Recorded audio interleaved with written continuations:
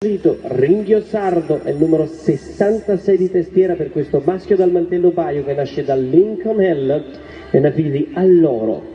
Yolanda Pannella ne è la proprietaria, Raffaele Galleri l'allevatore.